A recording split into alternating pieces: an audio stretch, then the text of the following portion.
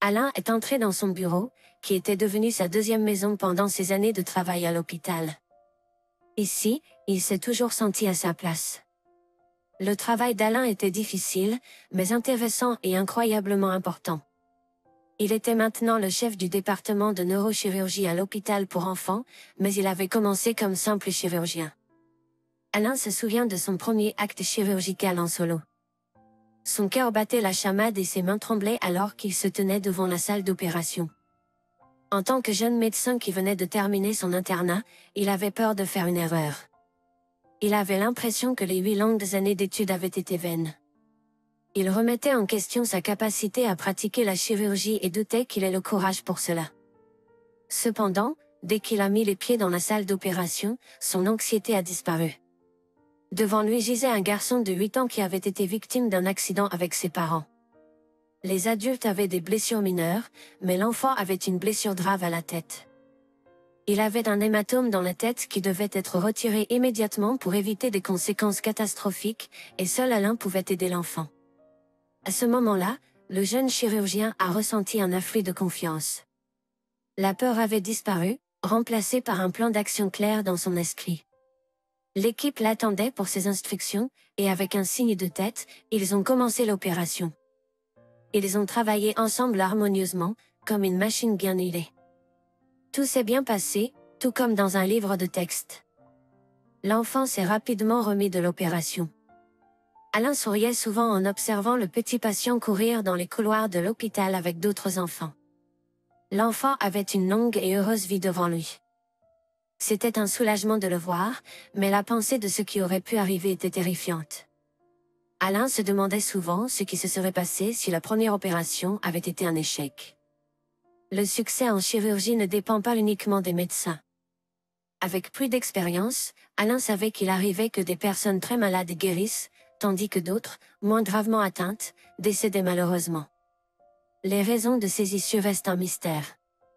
Peut-être les pouvoirs supérieurs ont-ils leur propre projet pour chaque individu. Alain acquit rapidement une reconnaissance en tant que jeune chirurgien talentueux. C'était flatteur, bien sûr, mais la véritable joie venait de la sincère gratitude des jeunes patients et de leurs parents. Lorsqu'ils regardaient dans leurs yeux heureux, Alain ressentait une chaleur et une légèreté dans son cœur. Il savait qu'il avait une mission dans ce monde. Bien sûr, il y avait aussi des tragédies. Parfois, Alain pouvait prévoir les issues malheureuses à l'avance. Chaque fois, cela le bouleversait jusqu'au plus profond de lui. Néanmoins, il comprenait qu'il avait fait tout ce qui était en son pouvoir. Le jeune chirurgien préférait donner à ses patients une chance de se battre, même lorsque d'autres médecins avaient renoncé à eux. Il prenait en charge les cas les plus difficiles et désespérés. Parfois, il réussissait à aider les gens, mais malheureusement, ce n'était pas toujours le cas. Néanmoins, Alain se battait pour chacun de ses jeunes patients jusqu'au bout, afin de ne pas être tourmenté par le remords et le regret. Alain ne se souvenait pas de tous ses patients, mais certains d'entre eux avaient laissé une empreinte indélébile en lui. Ce n'était pas toujours la complexité ou l'unicité des cas qui définissait sa mémoire. C'était plutôt les connexions personnelles qui se formaient entre le docteur et le patient pendant leur traitement. Par exemple, Alain ne pourrait jamais oublier Pierre Smith. Le garçon avait été emmené à l'hôpital d'un district éloigné lorsqu'il avait presque 10 ans. Il se souvenait très bien du moment où il l'avait vu pour la première fois. L'état du patient était grave, il était évident avant même qu'il n'ait vu son dossier médical. Il était maigre, pâle, avec des ecchymoses sous ses yeux gris énormes. Ses bras, aussi fins que des brindilles, reposaient sur la couverture. « Bonjour Pierre », dit Alain avec un sourire en regardant dans le dossier du patient. « Vous avez un si beau nom. » « Bonjour », il la salua poliment, sa voix faible légèrement brouillée. Il était évident que la tumeur avait déjà affecté son centre de la parole. Il vivait avec ses parents et ses jeunes frères et sœurs dans une famille simple et pas très riche dans le village. Il y a 6 mois, il a commencé à ressentir des vertiges. Puis sa condition s'est aggravée. Il a développé une strabisme et ses compétences motrices ont décliné. Inquiet, ses parents l'ont emmené en ville voir un médecin. Alain était bien conscient des ressources médicales limitées dans les villes régionales. Pierre avait perdu un temps précieux là-bas. Après plusieurs diagnostics erronés d'anémie et de maladies génétiques, il a été découvert qu'il avait une tumeur cérébrale à progression rapide. J'ai récemment arrivé. Contrairement aux médecins locaux, elle n'a jamais douté que tout irait bien. Lors de leur première rencontre, elle a assuré à Alain qu'une fois guéri, ses parents l'emmèneraient voir la mère. Ne l'ayant jamais vue auparavant, elle a supplié Alain de la guérir rapidement, afin qu'elle puisse enfin faire ce voyage. Alain a compris la complexité du cas de Pierre. La tumeur exerçait une pression sur diverses parties du cerveau de Pierre, et sans une intervention chirurgicale immédiate, le rêve de Pierre de voir la mère ne se réaliserait jamais. Il a fallu plusieurs jours pour préparer l'opération, pendant lesquels Alain et Pierre ont développé une véritable amitié. Chaque matin, Alain se rendait dans la chambre de Pierre, prenant le temps de discuter avec la jeune fille espiègle. Patient, j'ai fait un rêve aujourd'hui. Je chevauchais un dauphin. Peux-tu l'imaginer? Son dos était lisse, et je tenais sa nageoire dorsale tandis qu'il souriait. Lorsque j'irai à la mer, je verrai des dauphins, n'est-ce pas? C'est un rêve qui se réalise. Tout le personnel l'adorait, Pierre. Elle était sincère, ouverte et bravait courageusement son malheur. Elle prenait obligeamment des pilules amères et supportait des procédures douloureuses sans se plaindre. D'autres enfants, même plus âgés, auraient eu peur et crié, mais pas Pierre. Elle était curieuse de tout. Pierre a bombardé Alain de questions.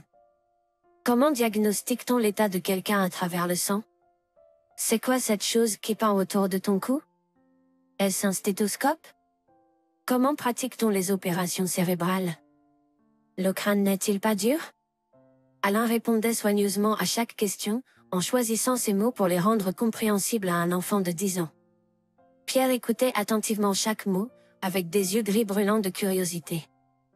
Le cœur d'Alain se serrait à la vue de cet enfant si petit, incapable de marcher ou même de s'asseoir, avec une voix faible et un corps fragile. Ce qui maintenait son âme en vie, et pourtant combien d'énergie et de curiosité elle possédait. Une des questions de Pierre laissait Alain sans voix. « Pourquoi as-tu décidé de devenir médecin ?» demanda-t-il un jour. L'homme sourit, se sentant un peu gêné. Pierre l'avait inconsciemment ramené dans le passé, à la période la plus difficile et la plus effrayante de sa vie. Alain avait 14 ans à l'époque, et son frère Paul en avait 8. Alain aimait profondément son petit frère, mais ce n'était pas un amour à première vue. Il était un enfant parfait, excellent dans ses études, gardant sa chambre propre et obéissant à ses parents. Alors pourquoi avait-il besoin de cet intrus, exigeant toute leur attention et leur énergie? C'était douloureux pour Alain de voir comment sa mère souriait à chaque geste de Paul. Oh, il sourit. C'est si mignon. Moi, Paul s'est retourné sur le ventre tout seul. Paul tient déjà un hochet dans sa main. Alain en avait assez des réactions adorantes de sa mère pour chaque petit geste de son frère. Et alors? Alain, qui avait remporté la première place à une course d'école, se sentait ignoré par le manque de louanges de ses parents. Les cris du bébé l'agaçaient profondément. Alain, qui aimait passer du temps dans sa chambre confortable avec des livres, se mit à éviter sa maison et à courir dans la cour avec d'autres garçons pour échapper au bruit des pleurs de son fils. Il semblait que Paul avait une réserve d'énergie inépuisable, toujours prêt à jouer et à faire du bruit. Mais petit à petit, Alain a commencé à remarquer comment les yeux de Paul s'illuminaient quand il le voyait. Comment Paul tendait les bras pour être soulevé par Alain. Comment Paul souriait quand Alain faisait une drôle de tête. Alain s'est rendu compte que son petit frère l'admirait et l'aimait. C'est à ce moment-là qu'Alain a ouvert son cœur et est tombé amoureux de son frère. C'était un amour qui ne faisait que grandir chaque jour, et c'était l'amour qui a conduit Alain à devenir médecin, à soigner et à s'occuper d'enfants comme Paul, et à faire une différence dans le monde. Il semblait que Paul avait volé sa vie auparavant heureuse et l'attention de ses parents. Mais à mesure que Paul grandissait, tout a commencé à changer. Le petit garçon a commencé à le regarder avec un regard rempli de confiance et d'admiration. Au début, Alain a essayé d'ignorer cela, jusqu'à ce qu'un jour, Paul éclate en sanglots quand sa tour de cube s'est effondrée. Alain a réparé la situation, non pas par pitié ou amour pour son frère, mais simplement pour empêcher ses pleurs. Paul l'a regardé de la même manière, et Alain n'a pas pu s'empêcher de reconnaître que Paul le considérait clairement comme tout-puissant. Depuis lors, quelque chose avait changé. Alain a commencé à développer un intérêt réel pour son frère. Jouer avec le bébé et l'aider à explorer le monde lui faisait se sentir fort, intelligent et responsable. Alors que Paul grandissait, il s'est transformé d'un bébé potelé en un petit garçon vif qui adorait jouer au soccer de jardin et excellait dans l'escalade de clôtures et d'arbres. Alain était fier de l'agilité et de l'énergie de son frère. Le trouble est arrivé inopinément. Peu de temps après que Paul a commencé la 2e année et a montré ses talents en éducation physique, il a même fait partie de l'équipe de natation locale, passant un processus de sélection difficile avec facilité. Le cœur d'Alain s'est rempli de délices. Beaucoup de ses amis avaient voulu rejoindre l'équipe, mais n'ont pas pu le faire, même après s'être entraîné spécifiquement pour cela. Un jour, Paul a été emmené dans une compétition à l'extérieur, bien qu'il ne se soit pas beaucoup entraîné encore. Malheureusement, le bus transportant les jeunes athlètes a eu un accident sur l'autoroute. Le coach s'assurait toujours que tout le monde était correctement attaché avant le début du voyage. Cependant, il s'est avéré que Paul, espiègle, avait desserré sa ceinture serrée pour se déplacer librement. L'accident n'était pas trop grave, et la plupart des passagers n'ont connu qu'une légère frayeur. Cependant, Paul a eu de la malchance. Comme il ne portait pas sa ceinture de sécurité, il a été projeté de son siège et a heurté violemment sa tête contre le mur. Paul n'a rien ressenti et est immédiatement tombé dans le coma. Il a été rapidement transporté à l'hôpital le plus proche et connecté à diverses machines sophistiquées. La bataille pour la vie de Paul avait commencé. Alain se souvient encore clairement de ces jours-là. Les parents de lui étaient pâles et silencieux. Sa mère pleurait fréquemment et appelait constamment l'hôpital pour s'enquérir de l'état de son fils. Paul avait subi plusieurs opérations, chaque fois ravivant l'espoir d'Alain pour un résultat positif. Les chirurgiens lui semblaient comme des dieux dans leur blouse blanche, dégageant de l'intelligence et une quasi-toute-puissance. Malgré le passage du temps, Paul restait sans réaction. Ce jour-là, les parents d'Alain étaient à l'hôpital pour une visite inhabituelle. Pendant une durée inhabituelle, lorsque son père a finalement ramené son épouse épuisée à la maison, Alain a immédiatement compris la terrible vérité: Paul était parti. S'adapter à cette réalité s'est avéré incroyablement difficile. Les parents en deuil avaient profondément changé. Son père était rarement à la maison, disparaissant pour le travail et rentrant à la maison ivre et agressif. Sa mère semblait inconsciente de son environnement. Elle ne préparait plus de délicieux repas pour la famille, ne manifestait aucun intérêt pour les réalisations scolaires d'Alain et avait même abandonné sa série télévisée préférée. Elle se déplaçait dans la vie comme une machine, chargée de quelques lourds fardeaux. Alain ressentait une douleur physique de ne pas pouvoir converser avec son frère, de ne pas pouvoir fixer ses yeux curieux de couleur bleue. Il avait envie de partager ses pensées avec quelqu'un, mais ses amis ne comprendraient pas. Son père était toujours absent et sa mère restait indifférente. Ainsi, il portait ce fardeau seul. Au début, Alain ressentait de la colère envers les médecins. Pourquoi ne pouvait-il pas sauver son frère? Après des années d'études, ne pouvait-il pas le guérir? Moi-même, j'ai récemment rejoint. Si seulement il y avait eu un médecin différent, compétent, ils auraient pu le sauver. La colère au sein de l'adolescent grandissait de jour en jour. Pourquoi toute la famille devrait-elle souffrir à cause de la paresse et de l'incompétence de quelques médecins? Un jour, Alain n'a plus pu supporter et s'est rendu à l'hôpital. Il a cherché le chirurgien qui avait opéré son frère. Lui-même ne savait pas à quoi s'attendre de cette rencontre, mais son âme réclamait une action. Il a fait irruption dans le bureau du 2e étage et a trouvé un homme âgé fatigué avec des yeux rouges à cause du manque de sommeil. Alain a vidé son cœur. Ses émotions ont coulé sans restriction alors qu'il exprimait sa douleur et sa colère. Il s'attendait à ce que l'homme l'expulse au début de son élan passionné. Cependant, l'homme a écouté attentivement, sans interruption. Ses yeux ont exprimé une attention profonde et une tristesse profonde. « Bien sûr, je me souviens de Paul », a-t-il dit. Son cas était grave et son cerveau a subi des dommages importants. Nous avons fait de notre mieux, nous avons combattu pour sa jeune vie jusqu'à la toute fin. Le médecin a expliqué les détails de l'état de Paul à l'adolescent de 14 ans. Il a également fourni des informations sur la structure du cerveau humain. Alain a écouté, stupéfait, enfin comprenant de nombreux aspects de la situation.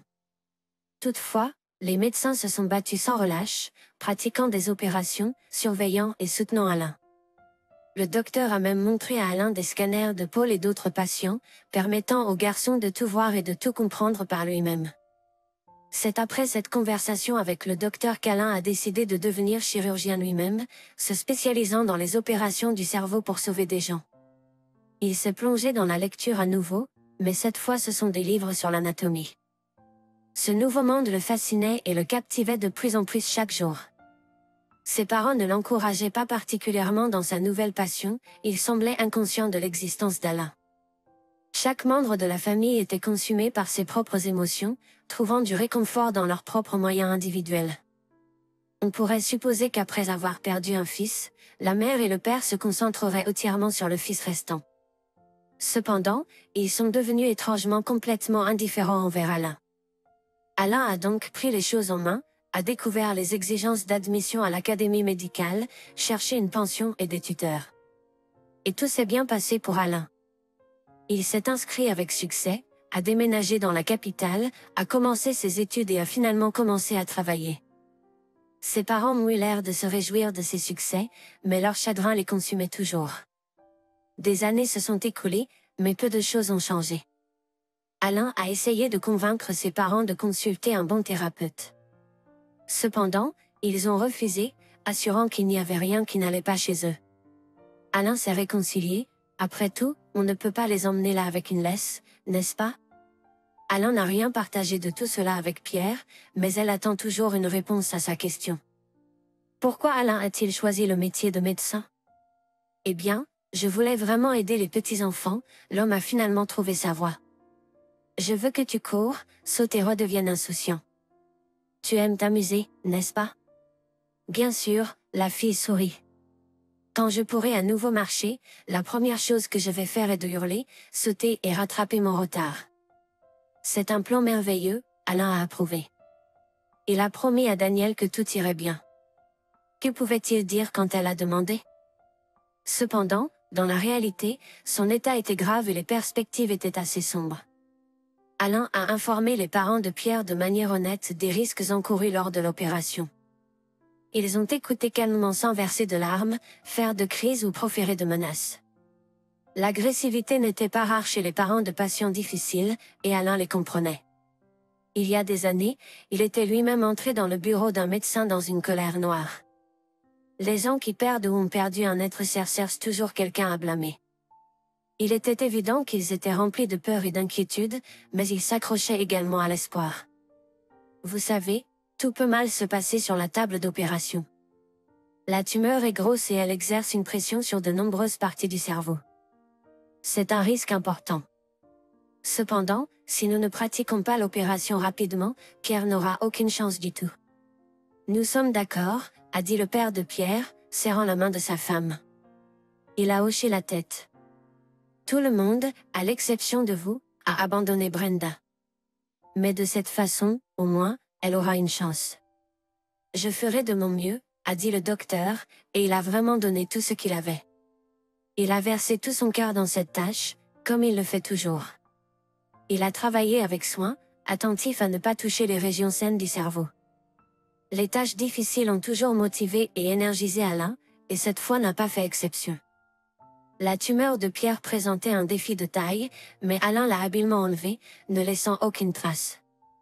Maintenant, tout ce qu'il restait à faire était d'attendre. Daniel a-t-elle subi des dommages critiques au niveau des zones cérébrales pendant l'opération?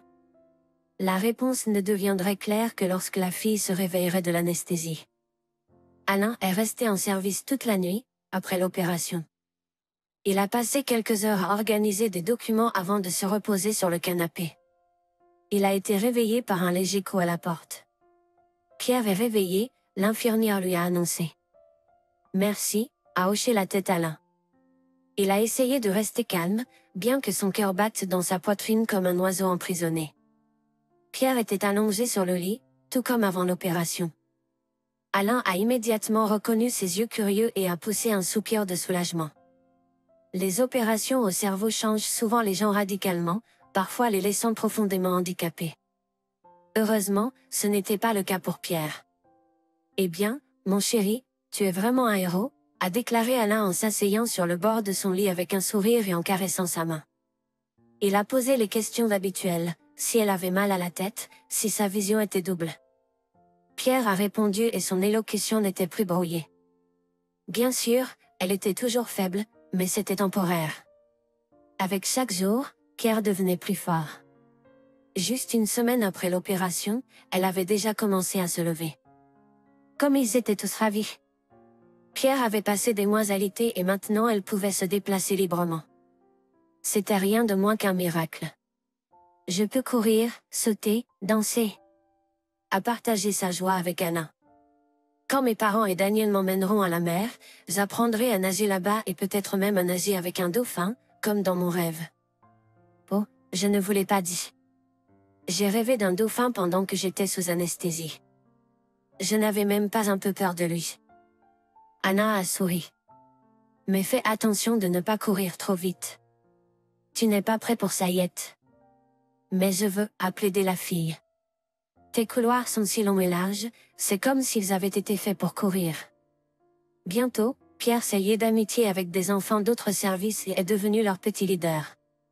Alain le grondait occasionnellement, juste pour le maintien de l'ordre. Mais en réalité, c'était bon pour Pierre. Une activité modérée a accéléré sa récupération. Après l'opération, Pierre avait besoin de travailler sur sa dextérité digitale, et les arts et l'artisanat pour enfants étaient parfaits pour cela. Lorsqu'Alain l'a mentionné à ses parents, ils ont immédiatement apporté divers matériaux, carton, ciseaux, argile, colle, peinture. Maintenant, Pierre crée beaucoup. Elle avait commencé à dessiner et s'est améliorée chaque jour qui passait. Ses compétences en matière de petits mouvements sont en développement rapide. Alain ne pouvait pas être plus heureux pour Pierre.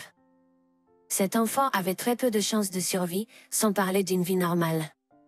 Tous les autres médecins avaient abandonné, mais il a pris le risque. Et quel résultat? Pierre vivra. C'était vraiment un miracle.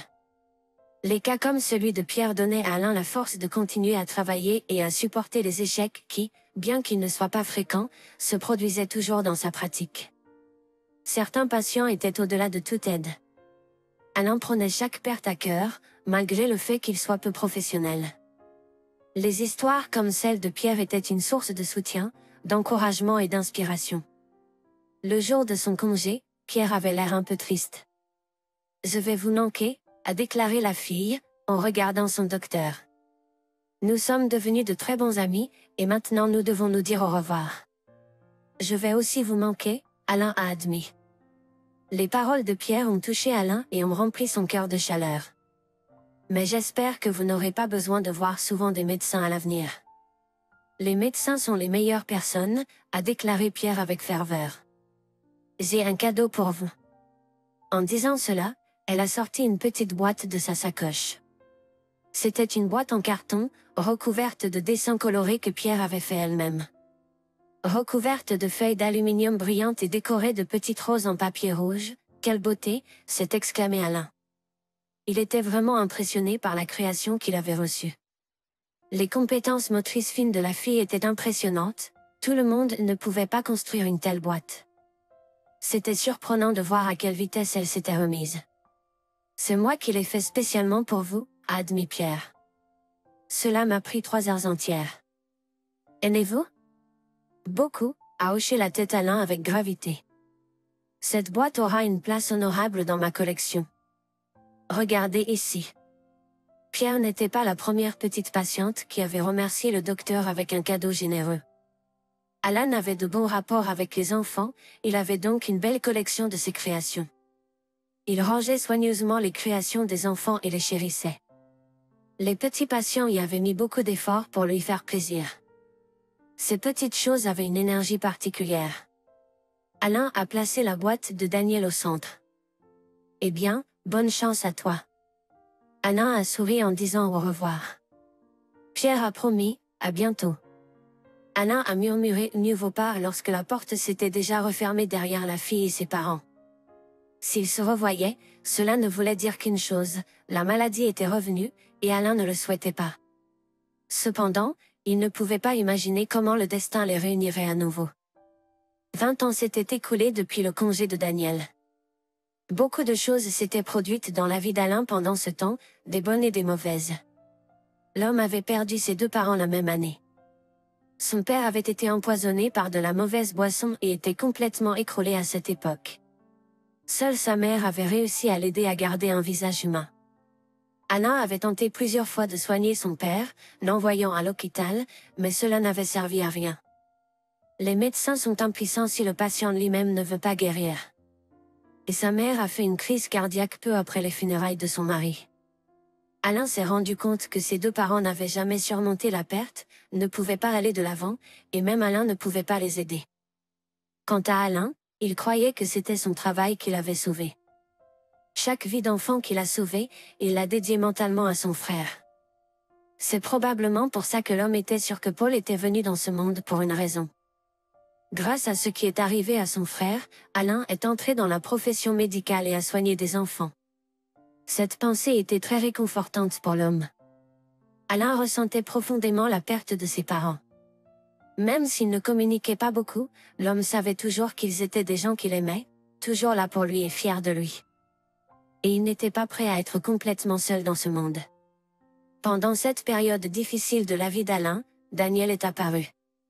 Ils se sont rencontrés par hasard à l'anniversaire d'un collègue d'Alain.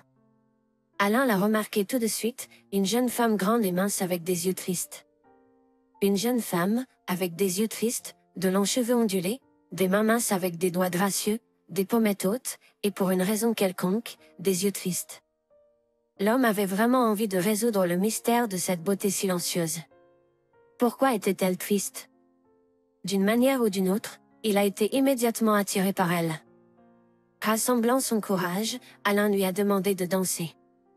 Heureusement, elle a accepté.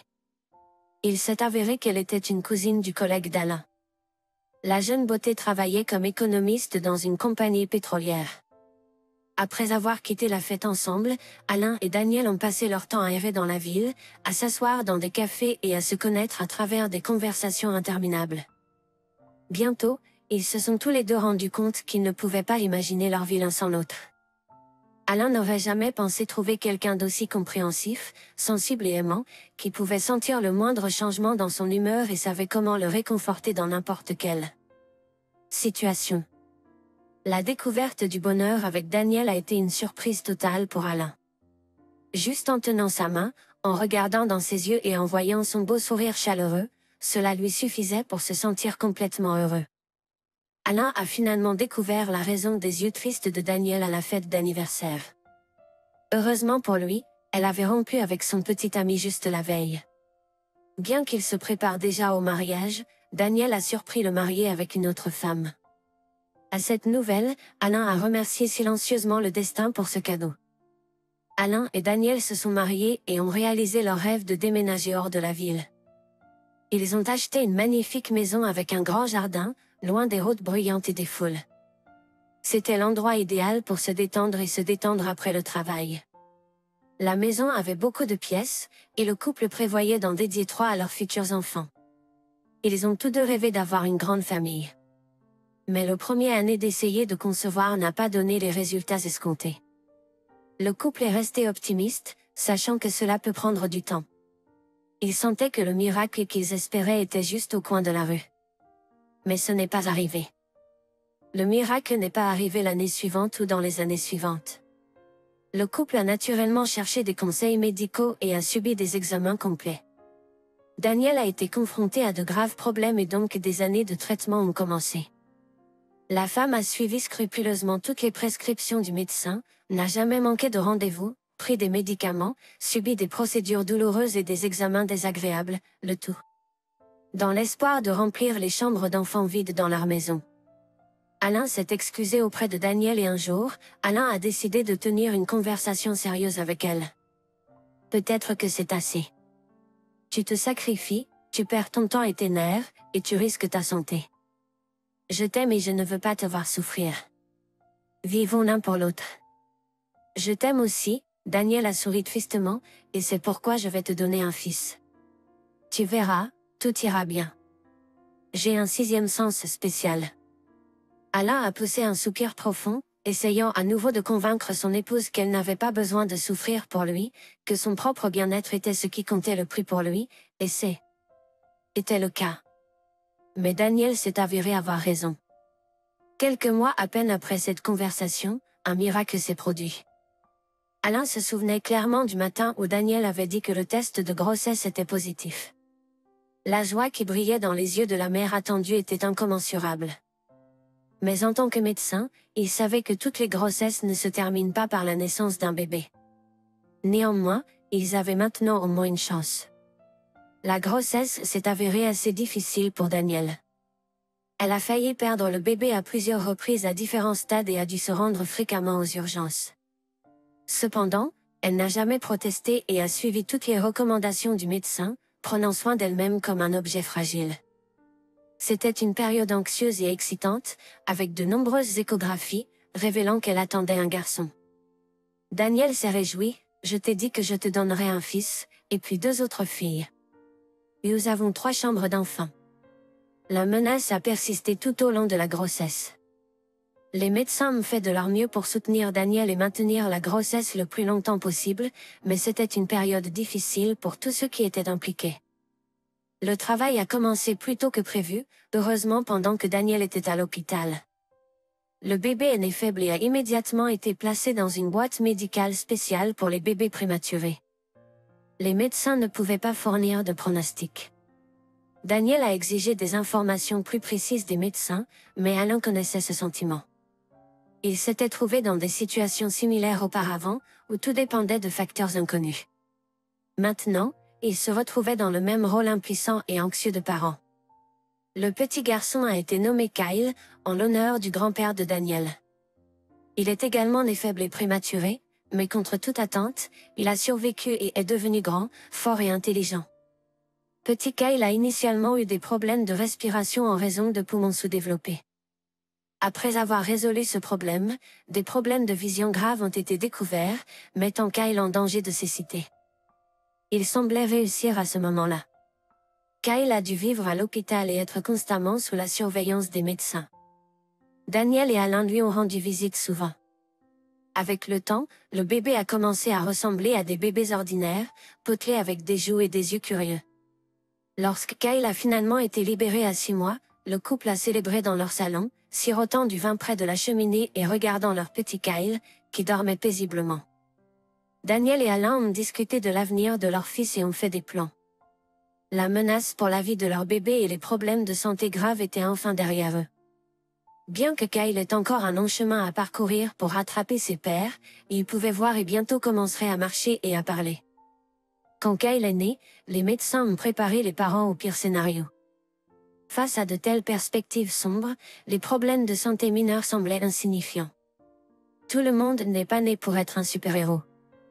Je pense que notre Kyle sera intelligent, a estimé Daniel à propos de l'avenir de son fils. Ses yeux sont si attentifs, comme s'il comprenait déjà tout. Alain a souri, ne remarquant rien d'extraordinaire.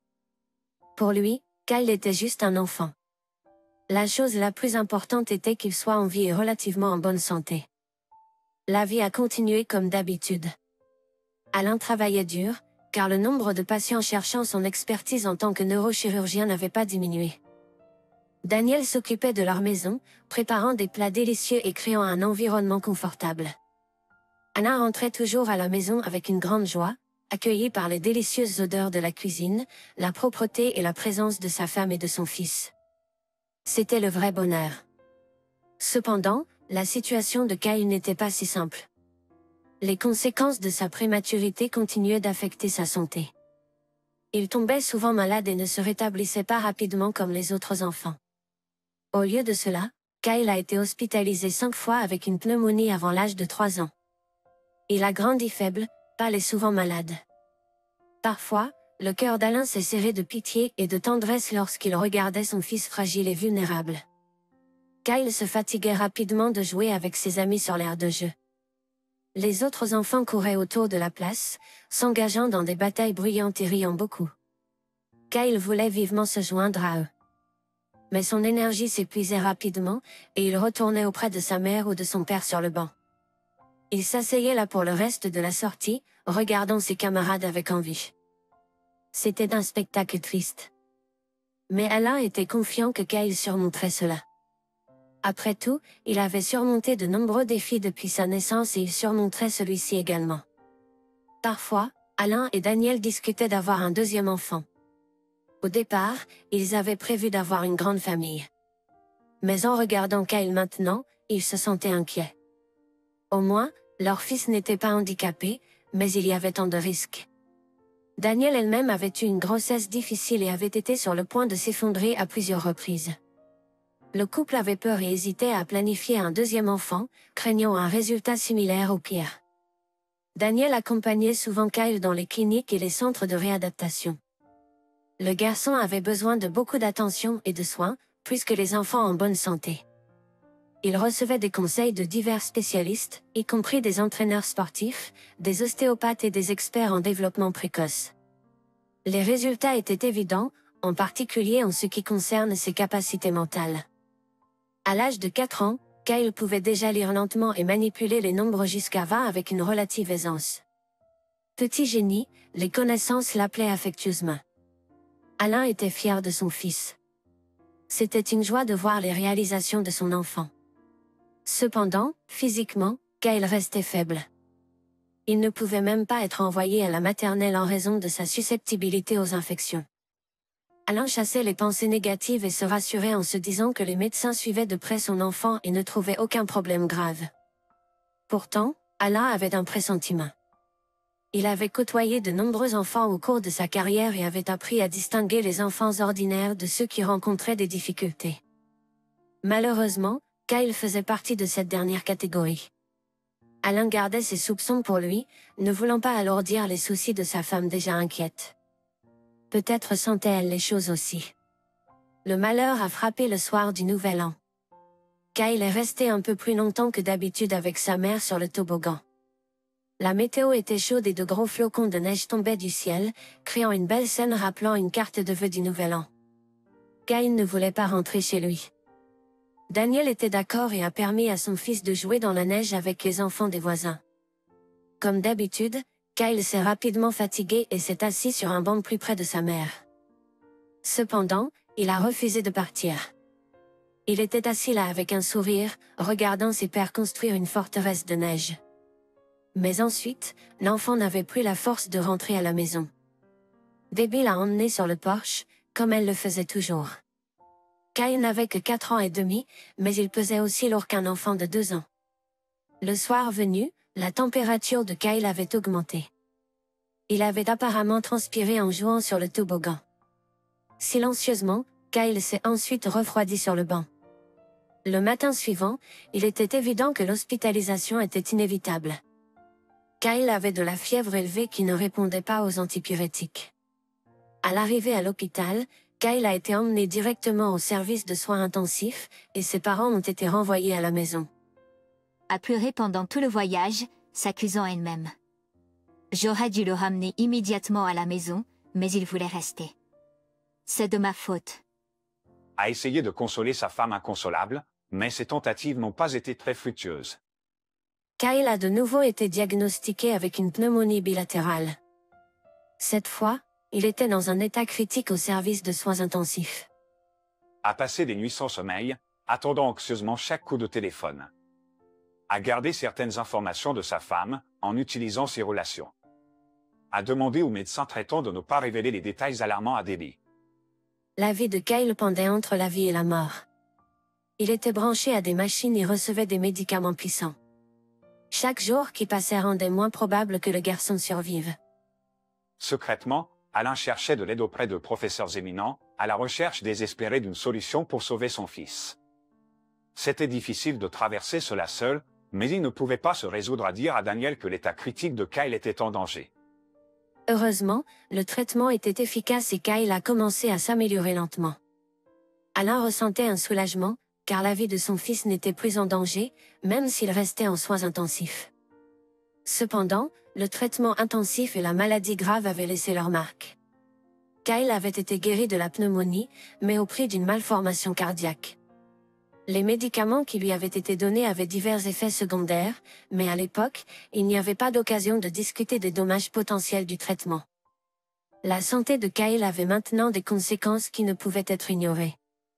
En plus de ses autres problèmes, Kyle avait maintenant besoin de voir un cardiologue. Au début, Daniel était soulagé lorsque la menace immédiate pour la vie de son enfant avait disparu. Cependant, le nouveau problème l'a de nouveau déséquilibré. Le pronostic du médecin ressemblait presque à une condamnation à mort, car l'état de Kyle continuait à se détériorer. Daniel, pour le bien de son fils, a trouvé la force de se battre pour lui. Alain admirait sa résilience pendant cette période difficile. Elle devait rester aux côtés de Kyle à l'hôpital, suivre les recommandations des nombreux médecins, et gérer un horaire strict d'exercice physique, de médicaments et de surveillance constante de son rythme cardiaque. Ces responsabilités ont occupé l'esprit de Daniel et l'ont empêché de sombrer dans le désespoir. Elle était déterminée à avancer et à se battre pour son fils. Malheureusement, Daniel n'était pas au courant de la vérité complète. Kyle avait besoin d'une opération. C'était une procédure complexe et longue qui avait été reportée. Daniel croyait que c'était à cause de la faiblesse du bébé à cause de la précédente pneumonie. En réalité, aucun chirurgien ne voulait prendre en charge une telle affaire à haut risque. Alain savait que les chances de survie de Karl à l'opération longue étaient minces. Il avait envoyé les dossiers médicaux de son fils à divers centres médicaux et cliniques, même à l'étranger. Les réponses qu'il a reçues étaient toutes similaires. Alain s'est rendu compte qu'en l'absence d'opération, l'état de son fils continuerait à se détériorer, et il, en tant que parent, ne pourrait que regarder impuissant. Accepter cette réalité était difficile. Bien que personne ne puisse fournir un calendrier exact, l'espérance de vie de Kyle était limitée.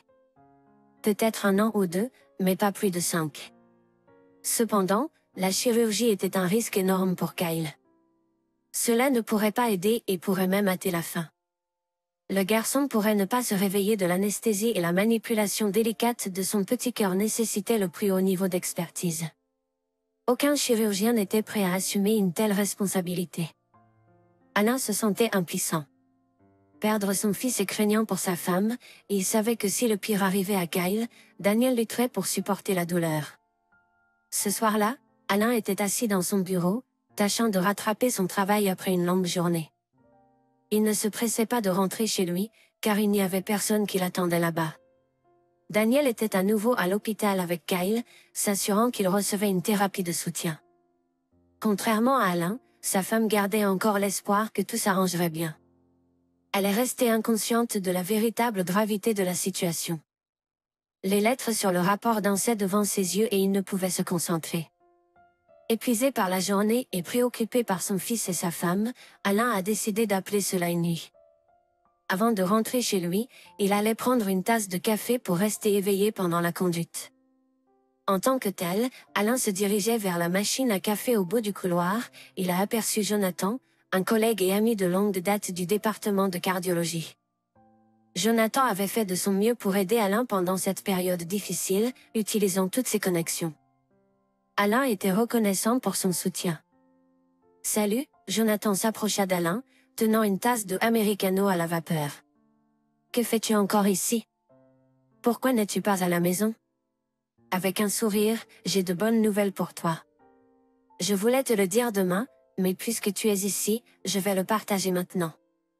Ton Kyle a de vraies chances de se rétablir. » Alain regarda Jonathan avec un mélange d'espoir et de scepticisme. Il voulait y croire, mais il avait déjà été déçu auparavant. Il y a un jeune chirurgien cardiaque travaillant dans une clinique universitaire. Elle s'est récemment diplômée de l'académie médicale, mais elle a déjà de l'expérience. Elle coopère avec des cliniques étrangères, aime le travail scientifique et les innovations. C'est un mystère de savoir comment elle arrive à tout gérer. Ce médecin se spécialise dans les enfants et a déjà aidé certains patients atteints de graves défauts cardiaques. Étrange, Alain a été surpris. Il s'avère qu'elle est une star dans le monde de la médecine. Mais pourquoi ne savons-nous rien à son sujet?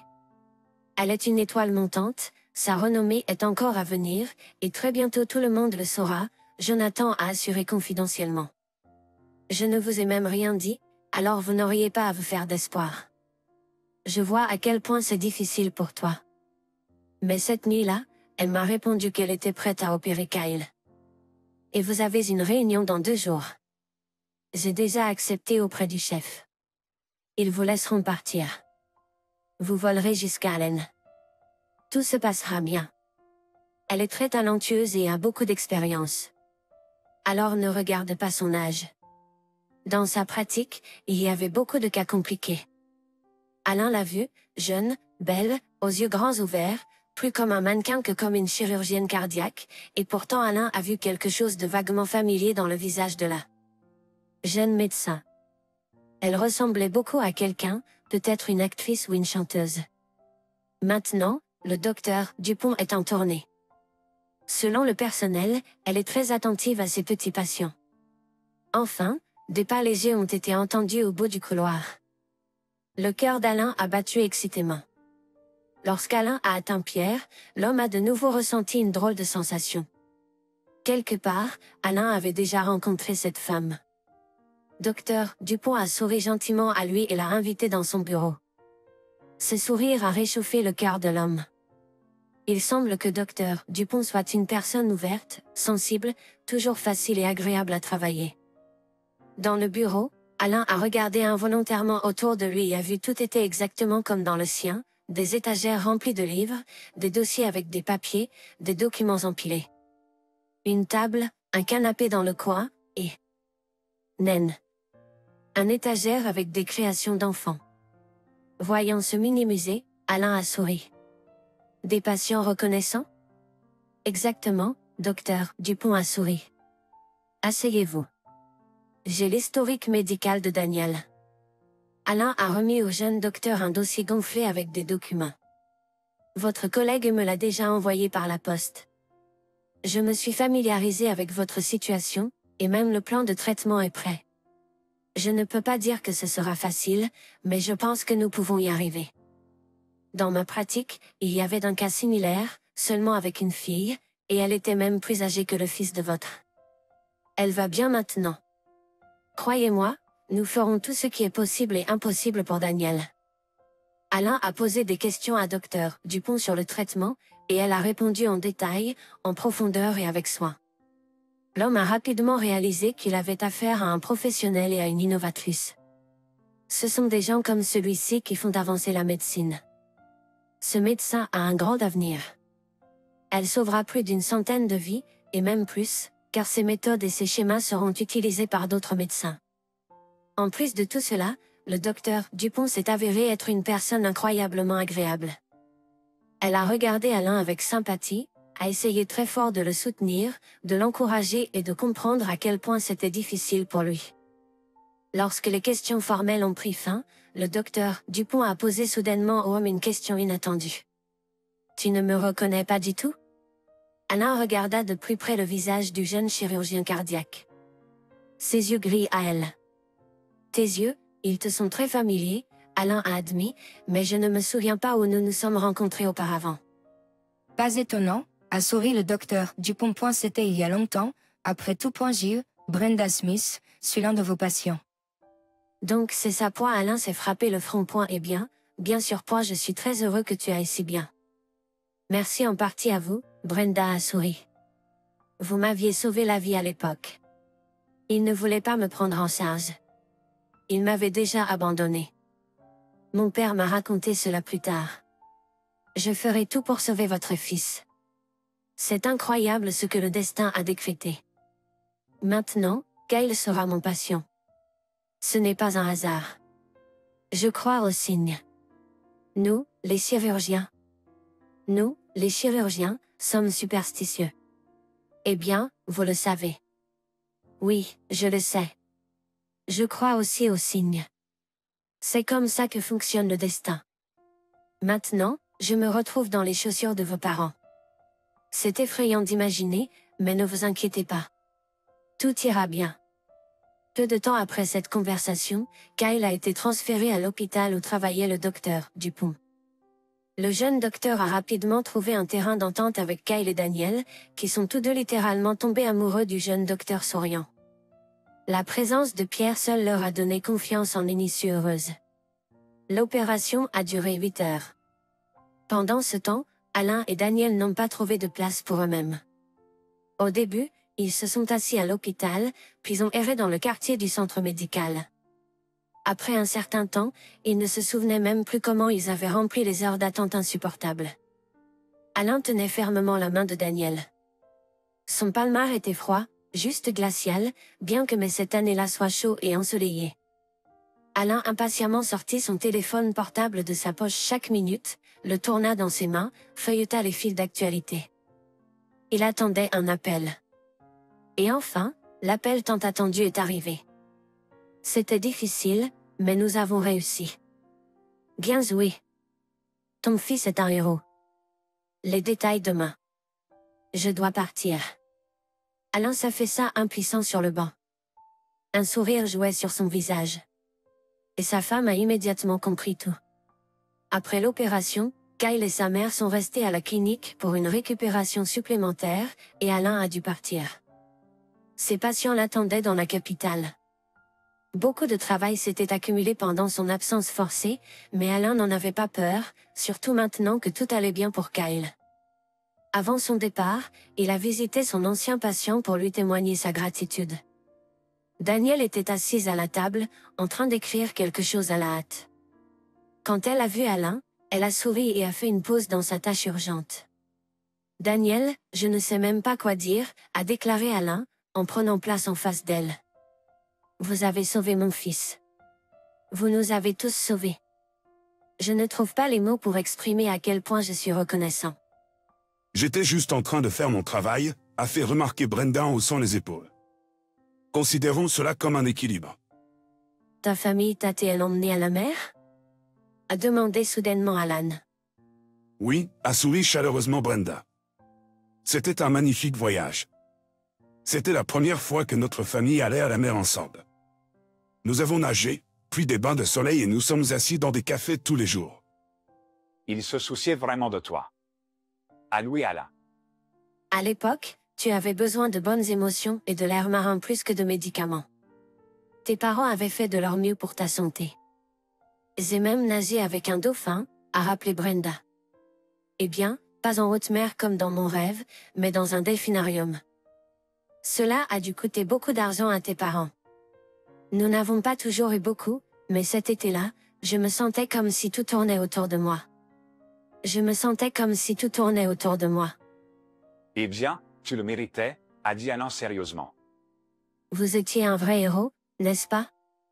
Nous avons tous admiré à quel point vous étiez résilient. Tous les enfants n'ont pas ce genre de force. Te souviens-tu de cette boîte que je t'ai donnée lors de ta sortie? Bien sûr. Elle occupe toujours une place spéciale dans ma collection sur mon étagère. Chaque fois que je la vois, je pense à vous. Cette petite fille avec de grands yeux et un esprit joyeux. As-tu vu ce qu'il y avait dedans? Dedans? Alain a été surpris. Je ne me suis même pas rendu compte qu'il y avait quelque chose dedans. Oh, n'avez-vous donc jamais ouvert? Les yeux de Daniel se sont illuminés comme deux torchers. Lorsque tu reviendras, tu devras l'ouvrir. Bien sûr, j'ai hâte, a répondu Alain sincèrement. Et maintenant, Alain se tenait dans son bureau, tenant la boîte ornée de fleurs en papier. Le couvercle était verrouillé avec un petit cadenas artisanal difficile à manipuler avec ses pouces. Au fond de la boîte se trouvait une photo de Pierre, souriante. Ses longs cheveux blonds étaient coiffés en boucle, attachés magnifiquement sur le côté, et ses lèvres étaient légèrement teintées de rouge à lèvres roses. Brenda portait une robe bleu ciel avec des manches courtes ce jour-là. La maladie était déjà évidente, avec des cernes sous les yeux de Brenda. Mais Brenda souriait à l'appareil photo, serrant un bouquet de roses rouges contre sa poitrine. C'était probablement sa photo préférée, où elle ressemblait à une princesse. Les filles aiment toujours de telles choses. Alain souriait. La petite fille de la photo avait encore tant de choses à vivre. Un gravine, un long voyage de traitement et finalement la victoire. Le voyage tant attendu vers la mer, nager avec les dauphins, l'éducation, le travail à l'hôpital. Mais ce jour-là, Brenda n'avait aucune idée de ce qui l'attendait. Elle était simplement une petite fille, habillée, belle et pleine de bonheur. Alain retourna la photographie, et comme prévu, il y avait un message au dos. Merci pour la vie, Alain, avait écrit Brenda au dos de la photo. On m'a dit que c'est toi qui m'as sauvé. Je vais vivre maintenant, aller à la mer, avoir mes propres enfants, et devenir médecin pour sauver des enfants. Je te le promets. Tu verras. Dans de nombreuses années, tu seras fier de moi.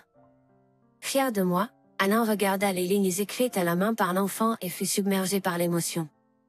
Il n'avait pas seulement sauvé la vie de petite Brenda, mais il avait aussi déterminé son destin. Le garçon avait promis de devenir médecin, et il l'a fait. Je viens d'ouvrir la boîte, Alain a texté. Brenda a répondu avec une longue chaîne de cœur, et Alain était sûr que lorsque Brenda a reçu son message, elle a souri. Le temps a passé, et Kyle s'était déjà rétabli. Daniel, qui était avec son fils à l'hôpital, ne pouvait pas croire à son nouvel élan d'énergie. D'où obtient-il toute cette énergie? S'est-elle exclamée joyeusement lors de conversations téléphoniques avec son mari. Il court, saute et est constamment en mouvement, et il a tellement d'idées. Il est à l'étroit dans les couloirs de l'hôpital et la petite cour. Je ne peux pas attendre qu'il soit renvoyé. C'est génial, Alain a exulté. Et enfin, le jour de la sortie est arrivé, et Alain est arrivé exprès tôt. Il voulait reparler à Brenda, lui poser quelques questions et la remercier à nouveau. Maintenant, il avait un enfant en bonne santé, énergique, une femme heureuse, calme et un avenir radieux, le tout grâce à Brenda. Alain a découvert à l'avance quand se terminerait la réunion de planification de Brenda. Il avait l'intention d'utiliser la courte période de temps entre la réunion et les tours de patients pour lui parler. Je savais que tu viendrais. Allons dans mon bureau. Je vais t'informer des progrès de Kyle et établir un plan d'action. Voudrais-tu un café? Je possède une boîte de gâteaux. J'ai hoché la tête avec un sourire. Ton garçon va bien maintenant, se réjouit Alain. Je ne m'attendais pas à un tel résultat. Je pensais qu'il aurait besoin d'une autre opération, mais son corps a fait face et récupéré. Au cours des 2 premières années, il devrait éviter les exercices excessifs, mais l'activité physique régulière est importante. Votre femme connaît les détails. Une fois par an, vous devriez emmener Kyle voir un cardiologue pour une échographie et un électrocardiogramme, et c'est tout. Kyle peut mener une vie tout à fait normale. C'est comme un miracle. Kyle n'a pas mené une vie tout à fait normale depuis sa naissance. Ses problèmes étaient principalement dus à sa condition cardiaque, qui était difficile à détecter. De nombreuses maladies ont déclenché la progression de la maladie, et elle a finalement été découverte. Mais maintenant, tout devrait revenir à la normale. Merci, Pierre, mais dites-moi, comment avez-vous réussi tout cela? Je peux être très axé sur les objectifs. Pierre a souri.